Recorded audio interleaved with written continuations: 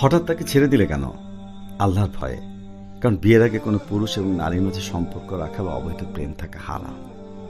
আরে সম্পর্ক হবে কেন? তোমরা তো জাস্ট কথাই বলতে, জাস্ট শুধু চ্যাট করতে, কোথাও তো একসাথে ঘুরতেও যেতে না। কিন্তু হাদিসে এসেছে, যখন কোনো পরপুরুষ আর পরনারী একান্তে মিলিত হয়, তখন সেখানে তৃতীয় জন হিসেবে শয়তান থাকে। আর তাছাড়া কোরআনে সূরা বনী ইসরাঈলের 32 নম্বর আয়াতে আল্লাহ বলেন, জেনার কাছেও যেও না, ওটা অত্যন্ত খারাপ কাজ এবং খুবই জঘন্য পথ। কিন্তু যতদূর জানি সে তো দিনদার, আর তুমিও জানা মতে সে কখনো তোমাকে খারাপ কাজে উৎসাহ দিত না, বরং তোমাকে আরো খারাপ কাজ থেকে দূরে থাকতে বলতো। হ্যাঁ, তা সত্যি, কিন্তু হারামে জড়িয়ে থাকলে কেউ দিনদার থাকে না। এটা ঠিক যে সে কখনোই আমাকে খারাপ পরামর্শ দেয়নি, সবসময় ভালো উপদেশ দিয়েছে। আচ্ছা, তোমার কষ্ট হয় না এইভাবে তাকে ছেড়ে দিলে? কিন্তু কষ্ট হয় এই জন্য যে কেন আমি এতদিন হারাম সম্পর্কে জড়িয়েছিলাম। আল্লাহর কাছে তওবা করেছি, এখনো করছি। কিন্তু কাউকে কাঁদিয়ে কেউ ভালো থাকে না।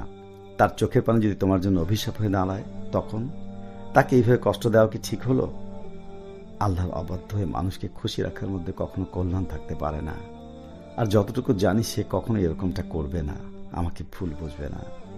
কিন্তু মাঝে মাঝে তো একটু খোঁজ নিতে পারো, কেমন আছে, কি খবর। খোঁজ নেওয়াটা শয়তানের এক ধরনের ওয়াসওয়াসা। আর মাঝে মাঝে খোঁজ নেওয়া মানে নিজেকে দুর্বল করে ফেলা, হারামে আবার জড়িয়ে ফেলা।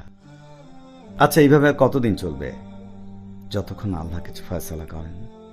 সূরা ইউনূসের 109 নম্বর আয়াতে আল্লাহ বলেন, হে নবী, তোমার কাছে ওহীর মাধ্যমে যে হেদায়েত পাঠানো হচ্ছে তুমি তার অনুসরণ করো, আর আল্লাহ ফয়সালা দান করা পর্যন্ত সবর করো, এবং তিনি সবচেয়ে ভালো ফয়সালাকারী। অর্থাৎ আমি সবর করবো যতক্ষণ না আল্লাহ কিছু ফয়সালা করছেন। কিন্তু এইভাবে কোনো রকম যোগাযোগ না রেখে যদি সে তোমাকে ভুলে যায়, যদি ভুলে যায়, যাক, কারণ এখানে তার থেকে আল্লাহর ভালোবাসা আমার কাছে অধিক প্রিয়।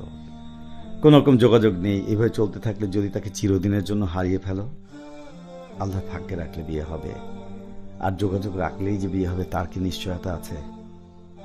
আস্তাগফিরুল্লাহ। হারাম সম্পর্কগুলো এভাবেই একদিন শেষ হয়ে যাবে।